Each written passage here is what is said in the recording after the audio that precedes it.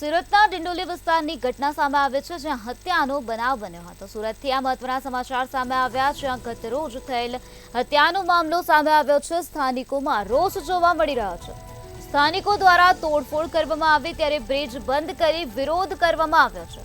બે રિક્ષામાં ટોળા દ્વારા તોડફોડ કરવામાં આવી હતી। પોલીસ કાફલો ઘટના સ્થળે પહોંચ્યો હતો। પોલીસે ટોળાને હટાવી આ મામલો થાળે પાડ્યો છે।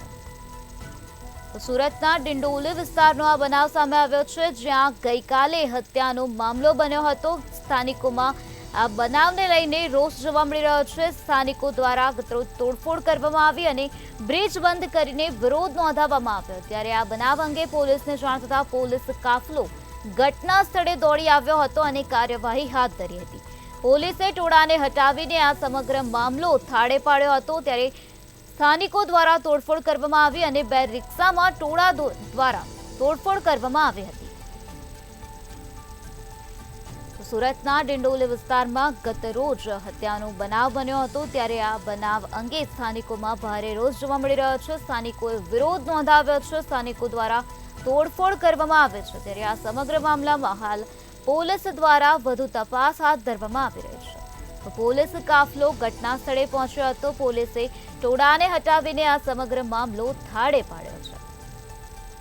તો હાલ આ સમગ્ર મામલામાં પોલીસ દ્વારા વધુ પૂછપરછ હાથ ધરવામાં આવે છે। સ્થાનિકોમાં રોષ જોવા મળી રહ્યો છે। સ્થાનિકોએ તોડફોડ કરી અને બ્રિજ બંધ કરીને વિરોધ નોંધાવ્યો છે। બે રિક્ષામાં ટોળા દ્વારા તોડફોડ કરવામાં આવી હતી।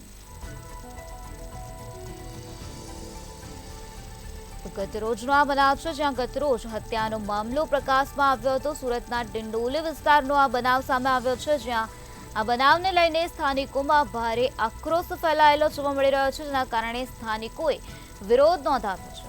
આ બનાવ અંગે પોલીસને જાણ થતાં પોલીસનો કાફલો ઘટના સ્થળે દોડી આવ્યો હતો અને પોલીસ દ્વારા આ સમગ્ર મામલામાં વધુ તપાસ હાથ ધરવામાં આવી રહી છે। પોલીસે ટોળાને હટાવીને આ સમગ્ર મામલો થાળે પાડ્યો હતો।